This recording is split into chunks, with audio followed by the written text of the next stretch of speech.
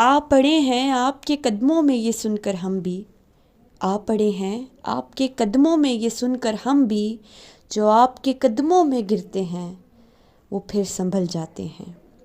बिस्मिल्लाहिर्रहमानिर्रहीम। अल्लाहुम्मा सल्ली अला मुहम्मदिन कमा तुहिब्बु व तर्दु अलहु। आप देख रहे हैं कुर्बे दरूद चैनल, जहां दिल दुरूद पाक से जुड़ते हैं। कुछ चेहरे ऐसे होते हैं जिन्हें देखकर दिल मुतमईन हो जाता है, आंखें ठहर जाती हैं और दिल कहता है इस चेहरे पर नूर है।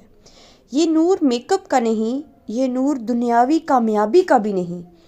ये नूर आप जानते हैं किसका है? ये नूर दुरूद पाक का होता है।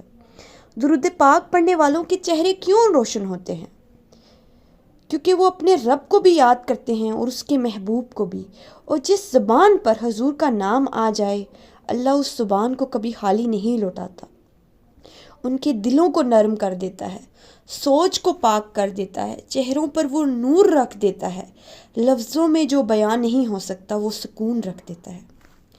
आप जानते हैं जो शख्स कसरत से दुरूद पाक पढ़ता है वो गुस्से में भी नरमी ले आता है, वो आजमाइश में भी शुक्र ले आता है। यही जो अंदरूनी कैफियत है ना उनकी, ये किसकी बदौलत है? ये दुरूद पाक के उस नूर की बदौलत है जो उनके चेहरों पर रोशनी बनकर झलकता है दुनिया को। और यही वो कैफियत है जो दुरूद पाक पढ़ने वालों के चेहरों पर रोशनी बनकर ज़ाहिर हो जाती है। दुरूद पढ़ने वालों के चेहरों पर सुकून होता है, क्योंकि वो जानते हैं कि हजूर सल्लल्लाहु अलैहि वसल्लम उनकी उम्मत के लिए दुरूद पाक पढ़ने वालों को कभी नहीं भूलते।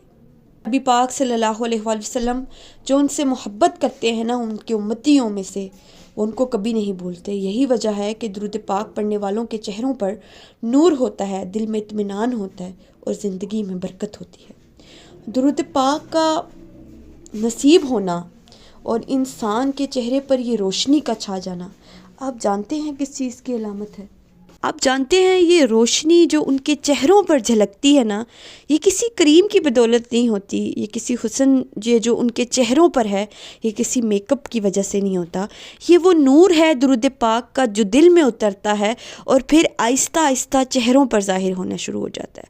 जब बंदा दुरूद पाक पढ़ता है, अपने रब को भी याद करता है, अपने प्यारे नबी पाक सल्लल्लाहु अलैहि वसल्लम का मुबारक नाम जो है उसका भी तकरार करता है, और जिस दिल में नबी पाक सल्लल्लाहु अलैहि वसल्लम की मोहब्बत बस जाए वो दिल अंधेरा नहीं रहता, और उस दिल की जो रोशनी है वो चेहरे पर भी अयां होती है।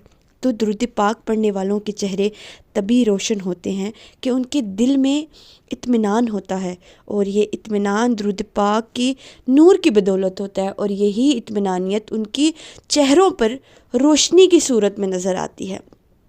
तो दुरूद पाक का ज़िक्र जो लोग कसरत से करते हैं ना, उनको ये रोशनियाँ नसीब होती हैं। और कौन वो शख्स है जो नहीं चाहेगा कि उसकी ज़िंदगी पुरसुकून हो, उसकी ज़िंदगी में इत्मीनान हो। आप जानते हैं दुनिया की हर चीज़ बंदा ख़रीद सकता है, उसके लिए जद्दोजहद करके पैसे कर कर हर चीज़ ला सकता है, किसी भी चीज़ को ख़रीद सकता है दौलत से, लेकिन सुकून इत्मीनानियत ये जो है ना, ये दौलतें अल्लाह के ज़िक्र से ही नसीब होती हैं, और ये जिसको नसीब हो जाती हैं वो सबसे अमीर इंसान है। तो अल्लाह ताला से दुरूद पाक का ये नूर मांगे अल्लाह पाक से कि अल्लाह ताला हमारे चेहरों पर ये नूर भर दे। लेकिन ये नूर हमारे चेहरों पर तभी आएगा जब हमारे दिल में दुरूद पाक का ये नूर उतरेगा, तो ही हमारे चेहरे रोशन होंगे।